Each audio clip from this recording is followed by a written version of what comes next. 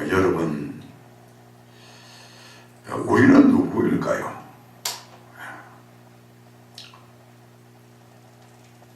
태어날 때부터 아담의 원죄를 유전받아서 평생 죄의 종로로 가다가 결국 심판받을 본질적으로는 진노의 자녀였습니다.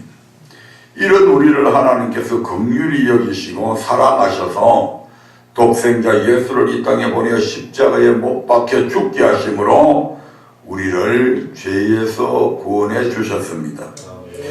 우리는 이 세상 어느 누구도 대신할 수 없는 하나님의 크신 사랑으로 아무 대가도 지불하지 않고 구원을 선물로 받아서 하나님의 자녀가 된 사람들입니다. 그렇다면 하나님께서 그 같은 사람으로 우리를 구원하신 목적이 무엇일까요? 앞서 여러 차례 말씀드렸듯이 이는 우리에게 천국을 유업으로 주시기 이전에 여호와 하나님을 섬기게 하기 위해서입니다. 이 구원의 목적을 이스라엘의 출애굽 목적을 통해 육하 원칙으로 정리해 보면 이렇습니다. 육하 원칙에 따른 출애굽 목적을 보면 첫 번째로 누가 애굽에서 구원받은 이스라엘 백성이 누가 그리스도의 피로 구속고 제삼을 받은 우리가 아멘 언제 하나님의 절기에 안식일에 신약시대에는 주일에 어디서 하나님 곧 여호와께서 자기 이름을 두시려고 택하신 곳 성전 교회에 찾아 나아가서 무엇을 남녀노소와 우양을 즉 우리의 삶과 우리의 물질을 어떻게 하나님이 명하시는 대로 왜 이것이 우리를 구원하신 목적이기 때문입니다. 아멘. 그러므로 하나님의 은혜로 구원받은 성도는 반드시 주일에 여호와께서 그 이름을 두시려고 택하신 이름을 두신 교회에 찾아가 한 주간의 삶과 예물을 하나님이 명하신 대로 드려야 합니다. 아멘. 이것이 구원의 목적이요 우리를 창조하신 목적이요 바로 하나님을 섬기는 것입니다. 그런데 우리로 하여금 이러한 삶을 살지 못하게 해방하는 세력이 있습니다. 바로 공중권세 잡은 악의 영들 곧 마귀죠. 마귀는 어떻게 해서든지 우리로 하여금 그 명하신 대로 하나님을 섬기지 못하게 하려고 끊임없이 우리를 미혹합니다. 그렇기 때문에 하나님을 섬기기 위해서는 먼저 하나님이 어떤 분이신가를 알고 그 명하신 바를 아는 것도 중요하지만 이것과 못지않게 우리를 미혹하는 마귀의 작전을 정확하게 아는 건 역시 중요하다 이 말입니다. 그래서 이번 시간부터 4시간에 걸쳐서 출애굽 사건에 나타나 있는 마귀의 작전에 관해 함께 배워보도록 하겠습니다. 이미 우리 아바드 리더 시스템을 통해서도 배웠지만 설교를 통해서도 다시 더 배워야 됩니다. 아바드 리더 시스템 공부해가지고 다 배우고 있는 사람, 다 아는 사람 없죠. 그래서 오늘 말씀을 끊임없이 반복해서 드려야 됩니다. 모세는 애굽의 바로에게 가서 내 백성을 보내라 그들이 나를 섬길 것이니라 하는 하나님의 말씀을 계속해서 전합니다. 그러나 바로는 마음을 강팍하게 해서 모세의 말을 듣지 않게 되죠.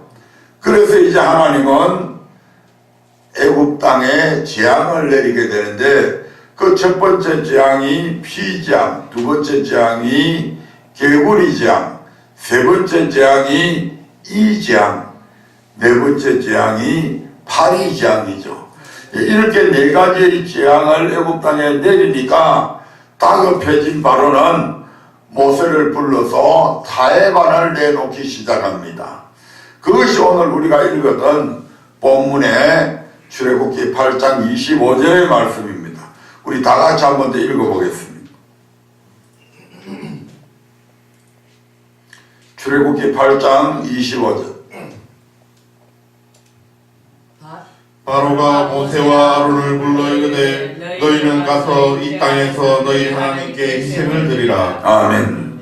하나님을 섬기되 광야에 나가지 말고 이 땅 곧 애굽 땅에서 하나님을 섬기라고 타협해 옵니다. 그러나 모세는 어떻게 합니까? 26절의 말씀을 한번 보겠습니다. 26절. 모세가 가로되 그리함은 불가하니이다. 우리가 우리 하나님 여호와께 희생을 드리는 것은 애굽 사람의 미워하는 바이온즉 우리가 만일 애굽 사람의 목전에서 희생을 드리면 그들이 그것을 미워하여 우리를 돌로 치지 아니하리이까. 예. 그것은 그리하는 것은 불가능하다. 여호와께 희생을 드리는 것을 애굽 사람이 미워하기 때문에 애굽에서 하나님께 희생을 드리면 그들이 우리를 돌로 칠 것이 분명하므로 절대 애굽에서 하나님께 희생을 드릴 수 없다며 모세는 바로의 타협안을 이른 자리에 단호하게 거절합니다. 그러자 바로는 두 번째 타협안을 들고 나옵니다. 28절 말씀이죠.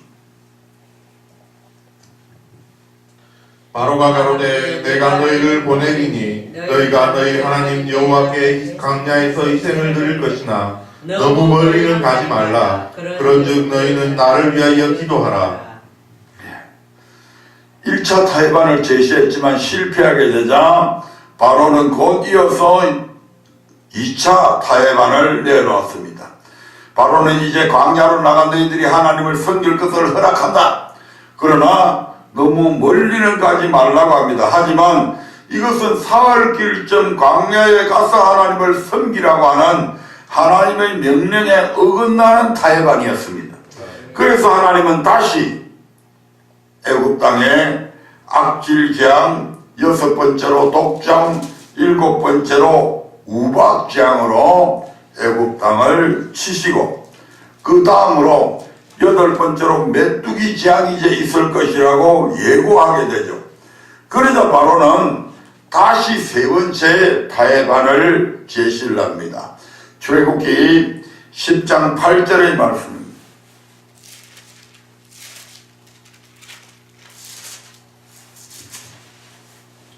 모세와 아론을 바로에게로 다시 데려오니 바로가 그들에게 이르되 가서 너희 하나님 여호와를 섬기라. 갈 자는 누구누구뇨. 이와 같이 바로는 다시 모세와 아론을 불러서 가서 너희 하나님을 여호와를 섬기라고 합니다. 이는 너희가 원하는 대로 사흘 길쯤 광야로 가서 하나님께 희생을 드리라는 말입니다. 굉장히 이제 많이 개방이 되어졌죠. 그런데 곧 이어서 뭐라고 합니까? 갈 자가 누구냐라고 묻게 됩니다. 그래서 모세가 이렇게 대답합니다. 10장 9절이죠. 모세가 가로되 우리가 여호와 앞에 절기를 지킬 것인즉 우리가 남녀노소와 우양을 데리고 가겠나이다. 모세는 여호와 앞에 절기를 지킬 것인데 우리 남녀노소와 우양까지 다 데리고 가겠다고 지금 그렇게 말을 합니다. 이 말에 바로가 어떻게 대응합니까? 10절부터 11절의 말씀을 보겠습니다. 바로가 그들에게 이르되 내가 너희와 너희 어린 것들을 보내면 여호와를 너희와 함께하게 함과 일반이니라. 삼갈지어다 너희 경영이 악하니라. 그는 불가하니 너희 남정만 가서 여호와를 섬기라. 이것이 너희에게 구하는 바니라. 이에 그들이 바로 앞에서 쫓겨나니라. 아멘. 무엇이든지 늘 협상에는 타협이 되려면 서로 양보를 해야 되는데 도저히 양보할 수 없는 선들이 있잖아요. 이제 바로는 좋다. 너희 남정만 날 섬기라. 섬기는 사흘 길쯤 강야 깊숙이 들어가서 섬겨라. 그런데 너희 남정만 가서 섬기라. 즉 아내와 처자식은 남겨두고 가서 섬기라. 결국 그 처자식을 통해서 뭘 하겠다는 겁니까? 볼모로 잡아놓겠다는 거죠. 깊숙이 들어가서 있어도 처자식이 여기에 있는 한 너희들은 다시 요리로 나올 수밖에 없다고 하는 계책이 그 안에 숨어 있는 거죠. 예. 그러면서 바로는 어른들과 어린 아이들을 함께 보내면 여호와께서 그들과 함께함과 같으니 결코 이것은 불가하다, 허락할 수 없고 남정들 곧 장정들만 가서 여호와를 섬기려고 합니다. 그러나 이 역시 하나님의 뜻이 아니었기에 하나님은 계속해서 메뚜기 재앙과 흑암 재앙을 애굽에 내리셨고, 그러자 이제 모세는 바로는 다시 모세를 불러서 네 번째 타협안을 제시를 합니다. 그것이 바로 10장 24절에 있는 말씀이죠. 바로가 모세를 불러서 이르되 너희는 가서 여호와를 섬기되 너희 양과 소는 머물러 두고 너희 어린 것은 너희와 함께 갈지니라. 바로는 이제 남녀노소 모두를 다 데리고 그래 광야로 가서 하나님을 섬기라고 허락합니다. 그러나 마지막까지 놓아주지 않는 것이 있습니다. 그것은 다름 아닌 양과 소, 물질이었습니다. 그러나 이것 또한 하나님의 뜻이 아니었기에 하나님은 마침내 장자의 죽음 재앙으로 애굽의 처음 난 것들을 모두 치셨고, 그 밤에 이스라엘 백성은 남녀노소와 생축들을 데리고 애굽에서 나올 수 있었습니다. 그렇다면 바로의 이 같은 네 차례에 걸친 타협안은 무엇을 의미할까요? 성경은 이스라엘의 출애굽을 가리켜서 속량 곧 제사함의 구원이라고 말씀하고 있습니다.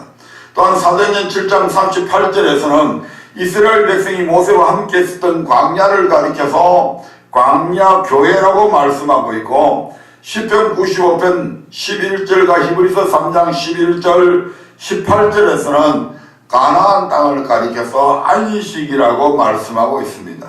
따라서 애굽은 세상을 뜻하고 애굽의 바로는 바로 세상 권세 잡은 악의 영들, 곧 마귀의 세력을 상징합니다.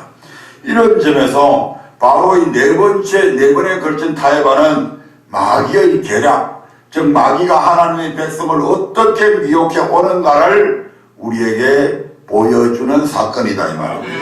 그 가운데 오늘은 마귀의 첫 번째 타협안에 대해서 마귀의 첫 번째 작전이라는 제목으로 이제 함께 은혜 나누기를 원합니다. 오늘은 서론이 많이 길었습니다. 자, 마귀의 첫 번째 작전은 무엇입니까? 바로 세상에서 하나님을 섬기라는 것이죠.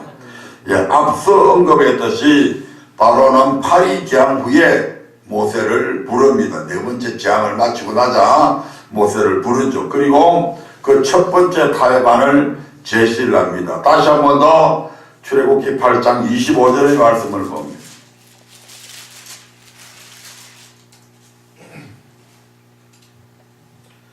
바로가 모세와 아론을 불러 이르되 너희는 가서 이 땅에서 너희 하나님께 희생을 드리라. 바로는 모세와 아론을 불러 좋다 가서 너희 하나님 여호와께 희생을 드리라. 그러나 광야로는 나가지 말고 이 땅에서 너희 하나님께 희생을 드리라고 말합니다. 여기에서 이 땅은 애굽을 가리키며 애굽은 허물과 죄로 죽었던 우리의 죄의 종로로 닫은 세상을 뜻합니다. 즉 하나님께 예배를 드릴 때 교회에 나가지 말고 세상 아무 곳에서나 하나님께 예배를 드리라는 것이죠. 다시 말해 하나님께 예배 드리기만 하면 되지 굳이 교회까지 나갈 필요가 뭐 있느냐. 예수님께서도 너희 두세 사람이 내 이름으로 모인 곳에 나도 그들 중에 있겠다고 말씀하셨으니까 꼭 교회에 나가지 않아도 세상에서 하나님을 진실되게 믿고 섬기면 된다라는 것이죠. 오늘날 우리 한국 교회의 많은 성도들이 이와 같은 마귀의 첫 번째 작전에 걸려서 대한민국에 있는 기독교인이 여전히 1200만인데 출석하는 성도는 600만 정도 된다. 나머지 600만은 믿기는 믿는데 교회에 나가지 않고 믿고 있다. 이런 통계 자료들이 얼마 전에 나온 게 있습니다. 그러나 이것은 마귀가 우리를 공격해오는 첫 번째 작전입니다. 요즘같이 생활이 바쁜 현대인들에게 있어서 이 같은 마귀의 유혹은 달콤한 솜사탕과 같은 것이죠. 게다가 21세기에 접어들면서 사이버 교회가 급증하고 주 5일 근무로 인해서 많은 사람들이 밖으로 국내는 물론이거니와 여류가 계속 겹치다 보면 외국까지도 가는 기회들이 많아지고 또 웰빙 문화의 확산은 이러한 마귀의 첫 번째 작전을 더욱 부추기고 있습니다. 그래서 일부에서는 이미 주일에 교회에 나가는 산이나 들에서 사무실이나 집에서 편리한 시간에 듣고 싶은 목사님 설교를 클릭해 들으면서 11조도 온라인으로 송금하는 것을 이 시대에 맞는 새로운 형태의 예배로 인식해 가고 있습니다. 그러나 하나님의 명령은 어떠합니까? 하나님의 명령은 무엇입니까? 바로 교회에서 하나님을 섬기라고 하는 것입니다. 아멘. 마귀는 세상에서 섬기라 하나님과 늘 반대되는 짓을 하잖아요, 이놈이. 그래서 마귀는 세상에서 섬기라고 하는데 하나님의 명령은 반드시 하나님은 어디에서 섬겨야 된다? 교회에서 하나님을 섬겨야 된다. 아멘. 출애굽기 7장 16절의 말씀을 보겠습니다.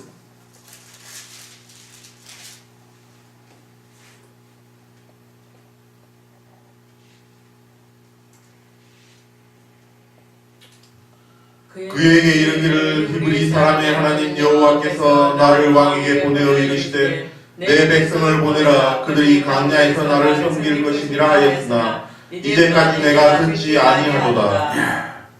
이처럼 하나님은 모세를 바로에게 보내어 내 백성을 보내라 그들이 광야에서 나를 섬길 것이니라고 명령합니다. 그는 말하지만 광야는 광야 교회 즉 오늘날의 교회를 뜻합니다. 따라서 이 말씀은 하나님의 백성은 세상을 떠나서 교회에서 하나님을 섬겨야 한다는 뜻입니다. 하나님은 성경을 통해서 어디에서 희생 곧 예배를 드려야 하는지에 대해서 우리에게 성경적으로 정확하게 말씀해 주고 있습니다. 그 말씀을 다시 한번 더 확인해 보겠습니다. 신명기 12장 13절부터 14절의 말씀을 한번 보겠습니다. 신명기 12장 13절 14절입니다.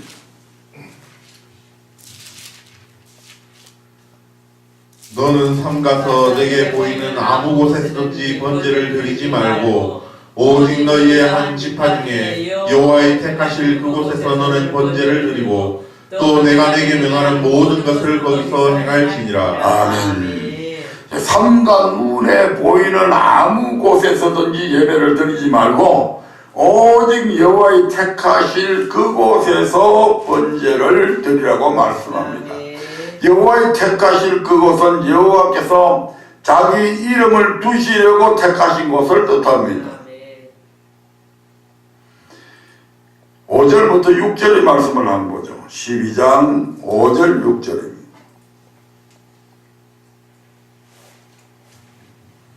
오직 너희 하나님 여호와께서 자기 이름을 두시려고 너희 모든 지파 중에서 택하신 곳인 그 거하실 곳으로 찾아 나아가서 너희 번제와 너희 희생과 너희의 11조와 너희 손의 거제와 너희 부언제와 낙헌 제후의 불과 너희 우양에 처음 나온 것들을 너희는 그리로 가져다가 드리고. 아멘.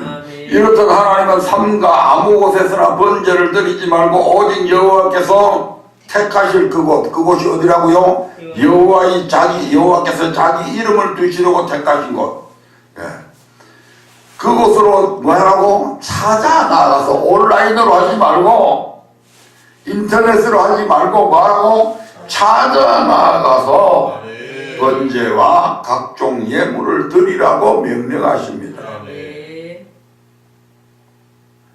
대통령이 초청을 했는데 가도 안 하고 대통령이 또 내한테 좀 필요한 돈 좀 대라고 그러는가 보다 해가지고 돈만 싹 송금을 해줘피고 몸뚱아리는 찾아 넣어도 안 하고, 그러면 대통령이 그 돈을 받으면서 이 녀석 봐라, 이 친구 봐라,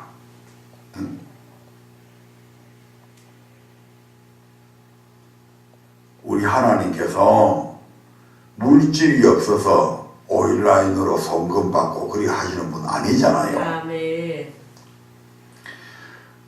그러면 여호와께서 자기 이름을 두시려고 택하신 곳은 어디일까? 여호와께서 택하실 그곳, 여호와께서 자기 이름을 두시려고 택하신 곳, 그곳은 과연 어딘가요 말입니다. 열왕기상 8장 16절부터 20절을 한번 보겠습니다. 열왕기상 8장 16절부터 20절 말씀입니다.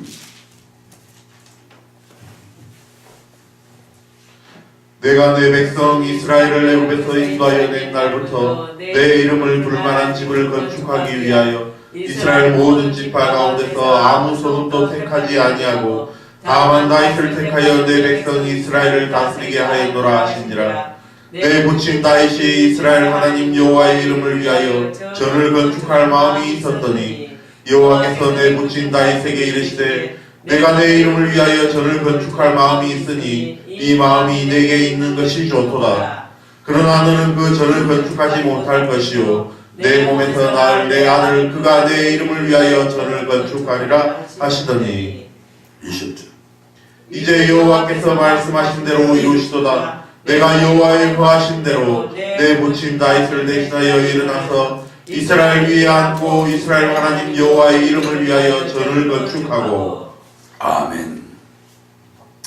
솔로몬이 성전을 다 건축하고 난 이후에 지금 하신 말씀입니다. 16절부터 20절, 16, 17, 18, 19, 20절 모두 성전을 건축하는 목적이 지금 거기에 담겨 있는데 계속해서 뭐라고 이야기합니까? 똑같이 동일한 말씀이 나오는 게 여호와의 이름을 그곳에 두기 위해서 성전 건축한다고 이렇게 말씀하고 있습니다. 무엇을 두기 위해서요? 여호와의 이름을 두기 위해서. 이런 솔로몬의 봉헌 기도에 대한 하나님의 응답이 이어지는 열왕기상 9장 3절에 나옵니다.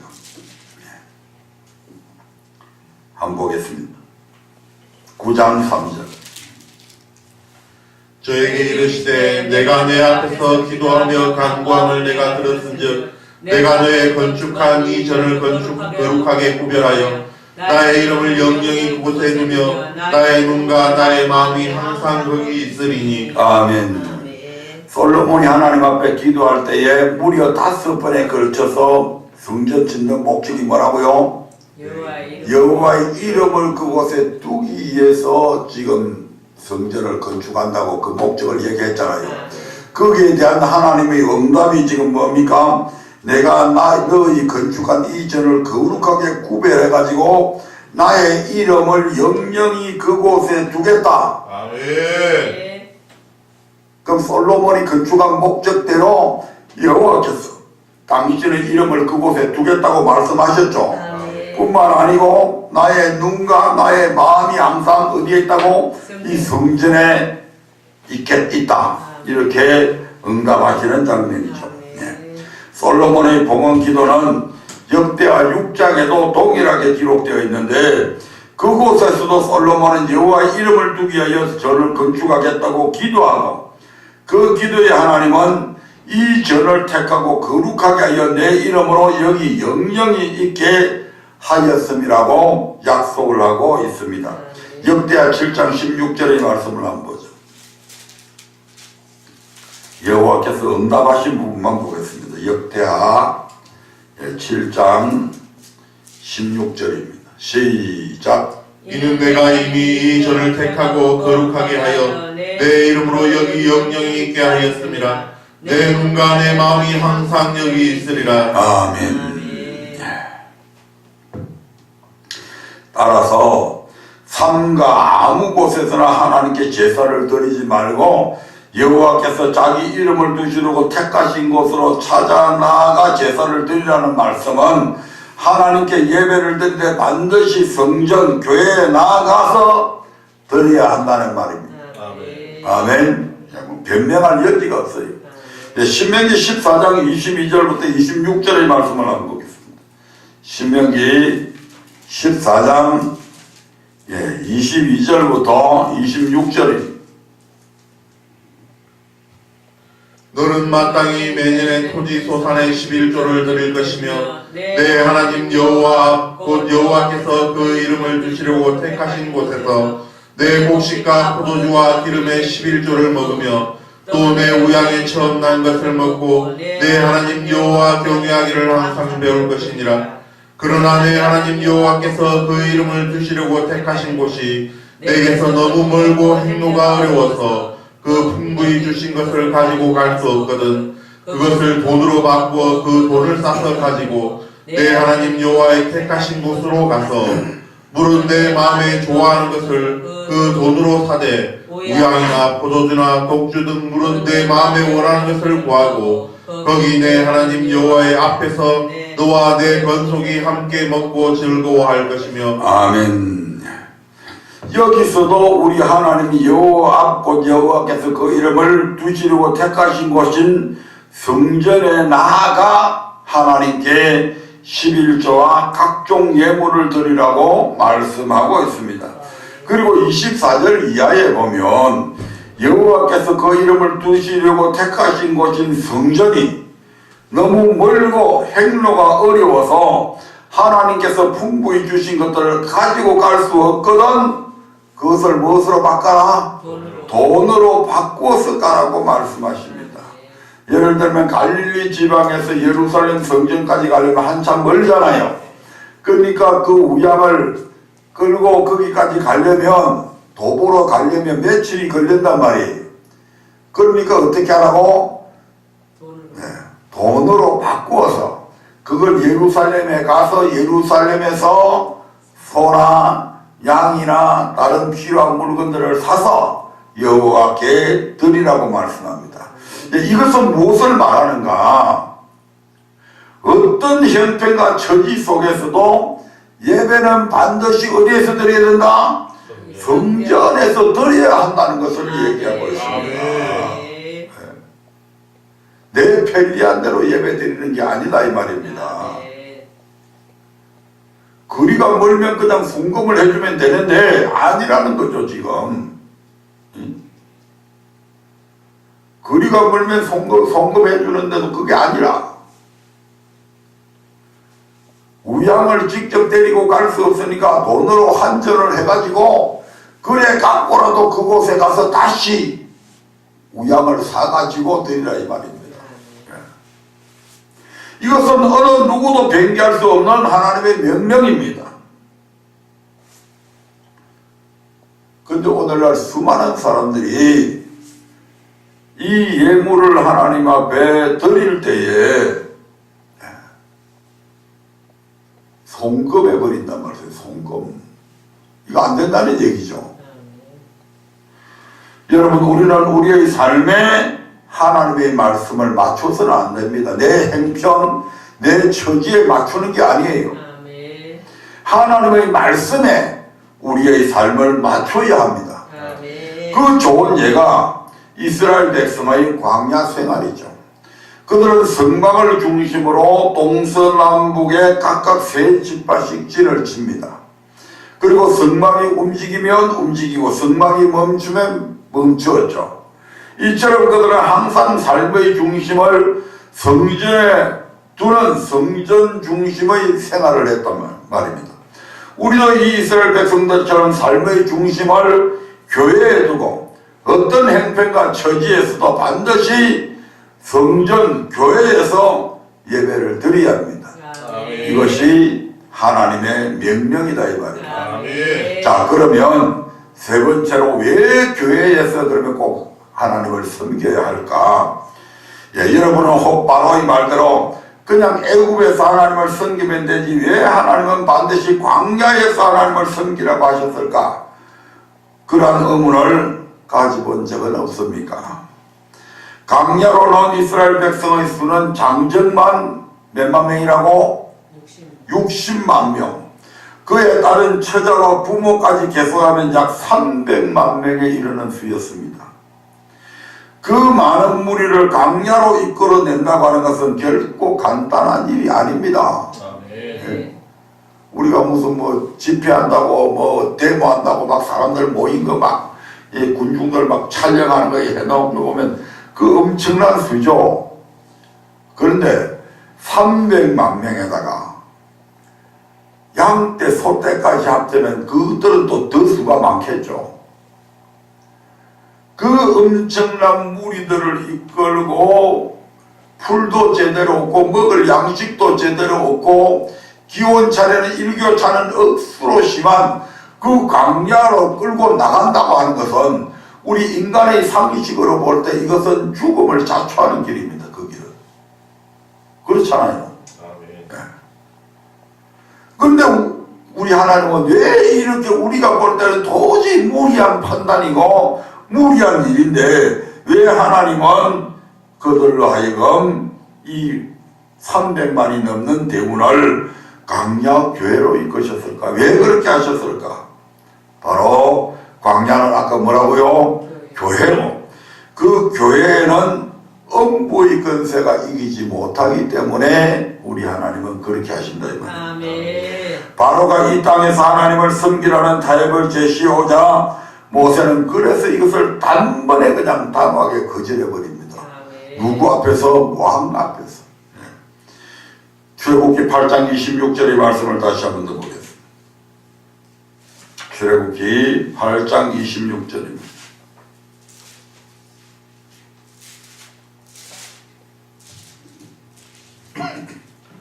모세가 가로되 그리함은 불가하니이다. 우리가 우리 하나님 여호와께 희생을 드리는 것은 애굽 사람의 미워하는 바이온즉 우리가 만일 애굽 사람의 목전에서 희생을 드리면 그들이 그것을 미워하여 우리를 돌로 치지 아니하리까.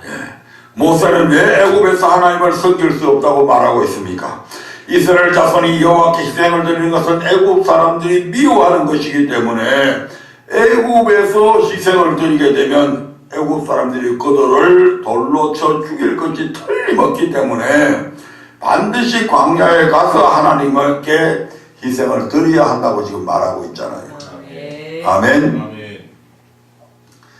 중국에서 삼자 교회가 아닌 일반 군중들이 천안문 앞에서 모여가지고 만약에 하나님 앞에 예배를 드리면 그거 가만 놔둘 것 같아요? 당장 군대를 동원해서 진압을 해버립니다.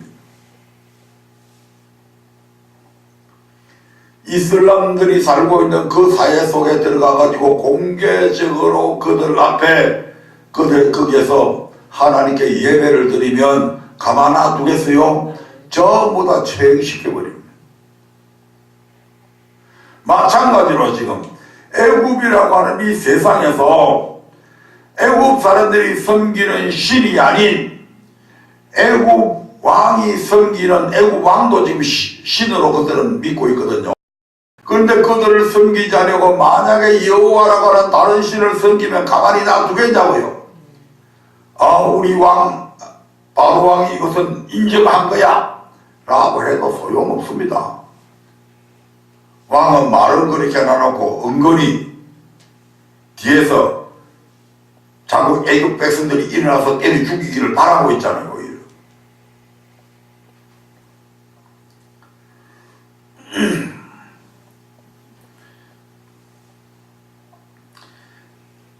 그래서 애굽 사람이 그들을 돌로 쳐 죽일 것이 분명하기 때문에 반드시 광야에 가서 하나님께 희생을 드려야 한다고 말합니다. 이 말이 무슨 말입니까? 우리가 하나님께 예배 드리는 것을 누가 미워한다? 마귀가 미워하기 때문에 세상에서 하나님께 예배 드리면 누구의 공격을 받는다? 마귀의 공격으로 인해서 우리의 신앙은 급격하게 떨어지고 우리의 영혼은 날마다 파리해져 간다 이 말입니다. 그래서 절대 세상에서 하나님께 예배 드려서는 안 되며 반드시 광야 교회에 나가서 하나님께 예배 드려야 한다는 것입니다. 왜 그럴까요? 바로 교회는 음부의 권세가 이기지 못하는 유일한 곳입니다. 이 땅에서. 아멘. 네, 마태복음 16장 18절의 말씀을 보겠습니다. 마태복음 16장 18절에서 우리 주님은 믿는 자들에게, 안 믿는 자들이 아니고 믿는 자들에게 교회를 세우라고 말씀하시죠. 왜요? 바로 그들이, 믿는 자들이 예배를 드려야 되는데 세상에서 예배 드리지 말고 반드시 교회에서 예배 드리라 이 말입니다. 그래야 너희들이 음부의 권세, 지옥의 권세로부터 해함을 받지 않는다는 얘기입니다.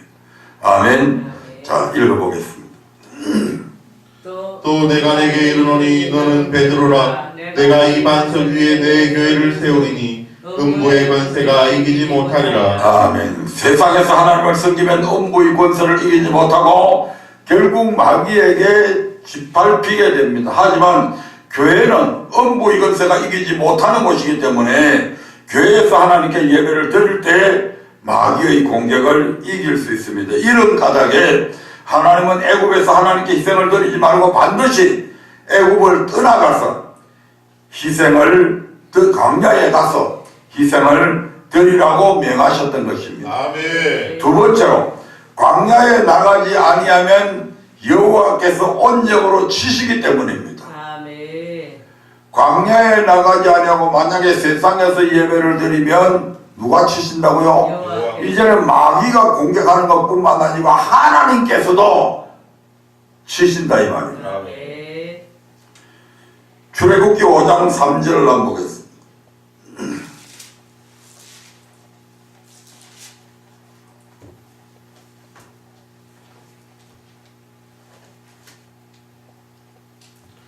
그들이 가로되 히브리네 하나님이 우리에게 나타나셨은즉 우리가 사흘 길쯤 광야에 가서 우리 하나님 여호와께 희생을 드리려 하오니 가기를 허락하소서. 여호와께서 온적이나 칼로 우리를 치실까 두려워하나이다. 아멘. 아멘. 쉽게 말해서 교회에 나와야 될 사람이 교회에 나오지 아니하고 세상에 머물러 있으면 하나님께서 온역 곧 여호와의 칼로 그를 쳐서라도 교회로 이끌어내신다는 것입니다. 아멘. 뿐만 아니라 교회에 나왔다 할지라도 사흘길로 들어가지 않으면 하나님께서 온역과 칼로 치시는 것입니다. 하나님은 이러한 사실을 성경의 여러 인물들을 통해서 잘 증거해 주고 있습니다. 먼저 아브라함의 여정을 한번 살펴볼까요? 창세기 12장 7절부터 9절의 말씀을 한번 보겠습니다. 창세기 12장 7절에서 9절입니다. 여호와께서 아브라함에게 나타나 가라사대 내가 이 땅을 내 자손에게 주리라 하신지라. 그가 자기에게 나타나신 여호와를 위하여 그곳에 단을 쌓고 거기서 베델 동편 산으로 옮겨 장막을 치니 선은 베델이요 동은 아이라. 그가 그곳에서 여호와를 위하여 단을 쌓고 여호와의 이름을 부르더니 점점 남방으로 옮겨갔더라. 아멘. 아브라함은 하나님의 부르심을 받고 가나안 땅 곧 세겜에 도착했죠. 그곳에서 아브라함이 하나님 앞에 단을 쌓고 여호와의 이름을 불렀습니다. 즉 예배 드렸다 이 말입니다. 앞서 신명기 12장과 열왕기 8장의 말씀을 통해서 알 수 있듯이 하나님은 자신의 이름을 두시려고 택하신 곳으로 찾아 나아가 하나님께 제사드리라고 말씀하시고 그 이름을 성전에 영원히 두시겠다고 약속하셨습니다. 따라서 그곳에서 여호와 이름을 부르고 단을 쌓았다는 말은 여호와께서 그 이름을 두시려고 택하여 거룩히 구별하신 성전에서 예배 제사를 드렸다는 말과 동일하다 이 말입니다. 여기서 단을 쌓았다고 하는 이 단을 쌓은 곳이 바로 성전이다 이 말입니다. 그런데 이 아브라함이 이 성전 갖고 이 세겜에서 점점 멀어져 가지고 어디를 내려갑니까? 가나안 땅으로 내려가게 돼. 가나안 땅에서 근데 가나안 땅에서 어떤 일을 만나게 됩니까? 12장 10절을 한번 보겠습니다. 거기서 예배드리고 살고 있는데 그 가나안 땅에서 어떤 일을 만나게 되는지. 그 땅에 기근이 있으므로 아브라함이 애굽에 우호하려 하여 그리로 내려갔으니 이는 그 땅에 기근이 심하였습니다. 가나안 땅에 근데 거기에서 이제 예배드리고 하나님이 택하신 곳이 있는 그곳에 뭐가 임했다고요? 기근이 임했어. 기근이 땅에 임해지자 아브라함은 기근을 피해서 하나님께 단을 쌓고 여호와의 이름을 부르는 그곳을 떠나서 어디로 내려갔다고요? 애굽으로 내려갔다. 이것은 무엇을 말합니까? 삶의 어려움이 닥쳐오자 하나님의 전 곧 교회를 떠나 세상으로 내려갔다는 말입니다. 아멘.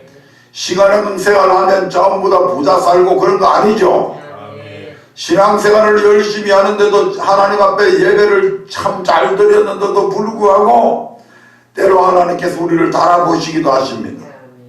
어려움이 닥쳐오기도 하죠. 어려움이 닥쳐온다고 해서 예배 드리는 것을 멈추고 세상으로 나가면 된다 안 된다? 절대로 안 되는 거죠. 그런데 이 아브라함은 하나님께 단을 쌓고 여호와의 이름을 부르던 그곳을 떠나서 애굽으로 내려가 버렸습니다. 다시 말하면 삶의 어려움이 닥쳐오자 하나님의 전고 교회를 떠나 세상으로 내려갔다는 것입니다. 이렇게 세상으로 내려간 아브라함의 삶이 잘 풀려야 되는데 애굽으로 내려간 아브라함은 어떤 어려움을 당하게 됩니까? 자기의 사랑하는 아내인 사례를 바로에게 빼앗기고 자기 목숨까지 위태해지는 그런 낭패를 당하게 됩니다. 아멘. 아멘.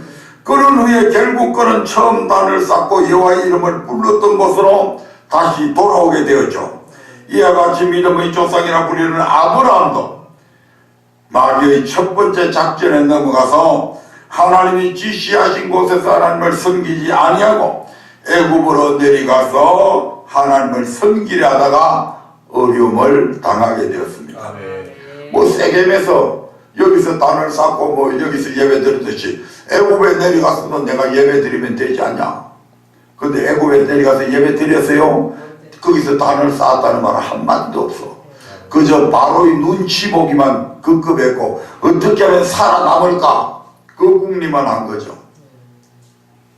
그러다가 결국 자기 아내 사례까지도 바로 왕한테 빼앗겨버리고 죽을까 봐서 자기의 누이라고 속이고 그런 엄청난 어려움을 겪게 되었습니다. 자, 아브라함의 손자인 야곱은 어떻습니까? 야곱은 우리가 잘 아시다시피 팥죽 한 그릇으로 형에서의 장자권을 빼앗고 이로 인해서 형을 피하여 외삼촌 라반의 집으로 가게 됩니다. 그 도중에 베델에 이르러서 잠을 자다가 사닥다리가 땅 위에 서고 그 꼭대기가 하늘에 닿아서 하나님의 사자가 오르락 내리락 하는 그런 꿈을 꾸게 되죠. 잠에서 깬 후 야곱이가 이곳은 하나님께서 이름을 두신 거룩한 곳이구나 해서 잠에서 깬 후 베개로 삼았던 그 돌을 가져다가 기둥으로 세우고 그 위에 기름을 붓고 하나님께 서원 기도를 올리죠. 창세기 28장 16절부터 22절의 말씀을 나눠보겠습니다. 창세기 28장 16절부터 22절에 보면 야곱의 서원기도의 내용이 거기 나옵니다. 시작. 야곱이 잠이 깨어 가로되 여호와께서 과연 여기 계시거늘 내가 알지 못하였도다. 이에 두려워하여 가로되 두렵도다 이곳이여 다른 것이 아니라 이는 하나님의 전이요 이는 하늘의 문이로다 하고 야곱이 아침에 일찍 일어나 베개하였던 돌을 가져 기둥으로 세우고 그 위에 기름을 붓고 그곳 이름을 베델이라 하였더라. 이 성의 본 이름은 루스더라. 야곱이 소원하여 가로되 하나님이 나와 함께 계시사 내가 가는 이 길에서 나를 지키시고 먹을 양식과 입을 옷을 주사 나로 평안히 아비 집으로 돌아가게 하시오면 여호와께서 나의 하나님이 되실 것이요 내가 기둥으로 세운 이 돌이 하나님의 전이 될 것이요 하나님께서 내게 주신 모든 것에서 10분의 1을 내가 반드시 하나님께 드리겠나이다 하였더라. 아멘. 이처럼 야곱은 하나님께서 자기와 함께 계셔서 아버지 집으로 평안히 돌아오게 해주시면 내가 기둥으로 세운 이 돌들이 하나님의 점이 될 것이라고 선언합니다. 그곳에 교회 세우겠다 이 말입니다. 제가. 이는 하나님께서 평안히 아버지 집으로 돌아오게 하시면 반드시 베델에 올라가 하나님께 단을 쌓고 그곳에서 예배 드리겠다는 뜻입니다. 그런데 야곱이 이 약속을 지켰습니까? 창세기 33장 17절을 통해서 확인해 보겠습니다. 창세기 33장 17절입니다. 야곱은 숫곳에 이르러 자기를 위하여 집을 짓고 짐승을 위하여 우리간을 지은 고로 그 땅 이름을 숫곳이라 부르더라. 아멘. 하나님은 야곱이 베들에서 기도한 내용대로 그와 함께 하셔서 그의 그로 처자들과 많은 짐승들을 거느리고 바단 아람을 떠나서 가나안 땅 세겜성까지 평안히 도래하고 했죠. 하나님은 분명히 약속 지켰죠. 야곱의 그 기도의 내용대로 하나님께서 다 이루어줬다 이 말입니다. 그렇다면 야곱이도 마땅히 하나님 앞에 약속한 대로 베델에 올라가서 그곳에 단을 쌓고 해야 되죠. 그러나 그는 베델에 올라가서 그곳에 단을 쌓지 않고 숫곳이라고 하는 곳에 이를 가지고 자기를 위해서 그곳에 무엇을 지었다고요? 집을 짓고 짐승을 위하여 우리간을 짓고 이제 그곳에 터잡고 거기서 살겠다 이 말 아닙니까 지금? 그곳에서 단을 쌓았습니다. 숫곳에다가. 이 일로 인해 야곱은 어려움을 당하게 됩니다. 34장 1절 2절을 한번 보죠.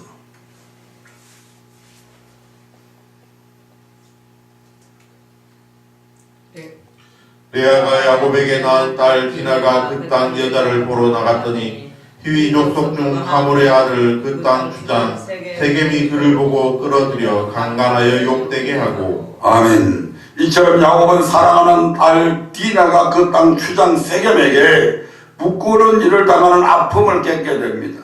베델 곧 하나님의 집에서 하나님께 단을 쌓지 아니하고 다른 곳에 단을 쌓으므로 이 같은 어려움을 겪었던 것입니다. 이런 어려움이 있을 후에 하나님은 야곱에게 나타나 베델로 올라갈 것을 이루셨고 그제야 야곱은 자신의 잘못을 깨닫고 베델로 올라가서 그곳에서 하나님께 단을 쌓게 되었습니다. 아멘. 자, 마지막으로 한 가지 더. 룻기에 나오는 나옴이라고 하는 사람도 마찬가지죠. 룻기 1장 1절부터 2절의 말씀을 한번 보겠습니다. 여호수아, 사사기, 룻기.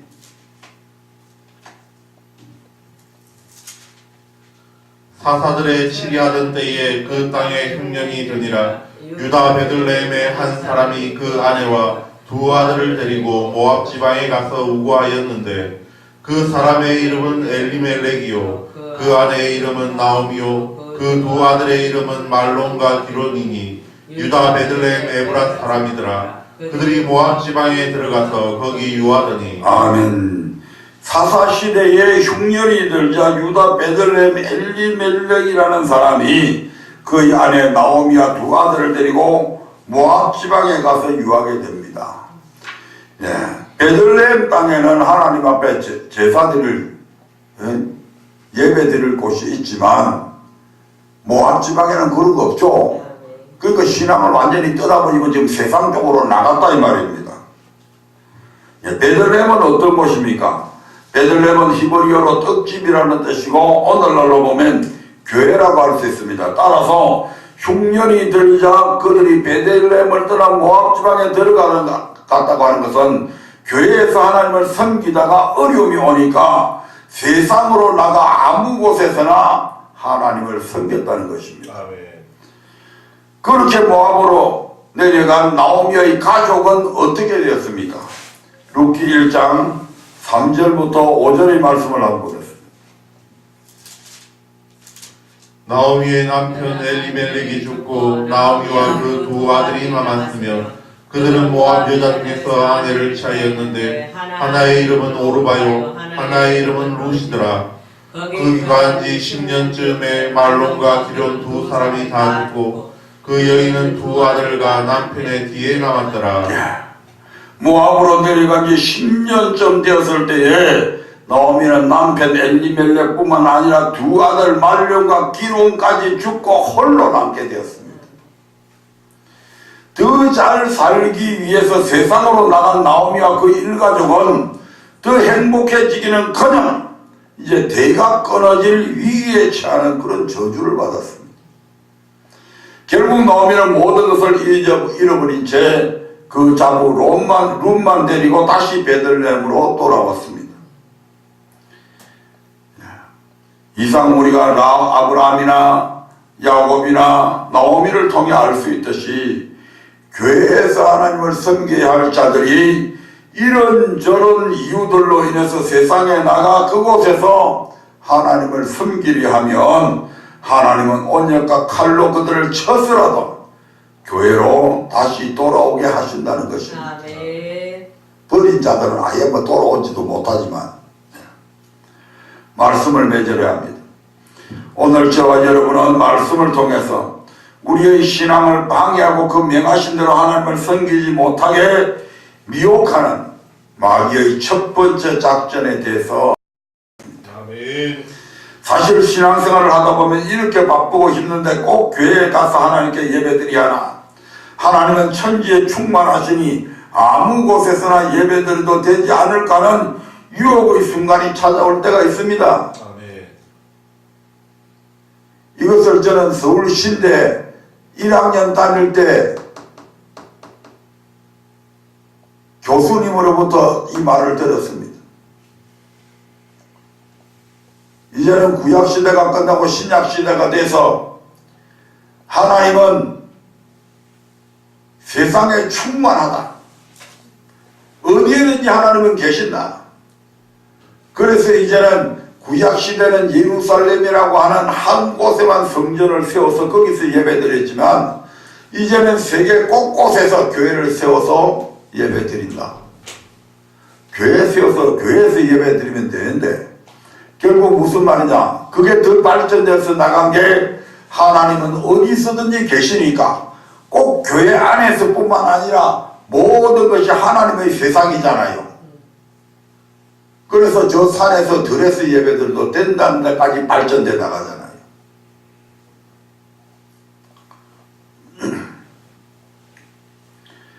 그러나 여러분, 교회 생활이 아무리 힘들고 어렵다고 해도 절대 자신의 편을 쫓아서 세상에서 하나님께 예배드려서는 안 됩니다. 아멘. 그 이유가 무엇입니까? 세상에서는 결코 음보의 권세를 이길 수 없기 때문입니다. 물론 처음 한두 번은 교회에서 예배드리지 않고 세상 아무 곳에서나 예배드려도 별 차이를 느끼지 못할 수도 있습니다. 그러나 머지않아서 그 영혼은 파리해져 버릴 것이며 또한 시간이 점점 오래되면 하나님과의 관계가 단절되고 아예 마귀의 종으로 살아가게 될 수밖에 없다 이 말입니다. 아멘. 자신의 힘으로 마귀 못 이긴다니까. 네. 그래서 마귀는 이 순간에도 우리를 멸망에 이르게 하려고 여러 환경과 이유를 통해서 교회가 아닌 세상에서 하나님을 섬기도록 미혹해 들어옵니다. 그러나 우리는 이것이 우리를 하여금 하나님의 말씀대로 하나님을 섬기지 못하게 하려는 마귀의 첫 번째 작전임을 이제 알게 되었으니 어떤 경우에도 교회에 나와 하나님께 예배드리고 또한 주변에 있는 교회 다니다가 다니지 아니하고 세상에서 예배드리는 그런 사람들을 보면 이런 것들을 깨우쳐 줘야 된다 이 말입니다. 아멘. 그래서 하나님께 영광 돌리고 하나님께 온전한 예배를 드림을 통해서 하나님께 영광 돌리고 축복도 받는 그런 은혜가 더하시기를 주의 이름으로 축원드립니다.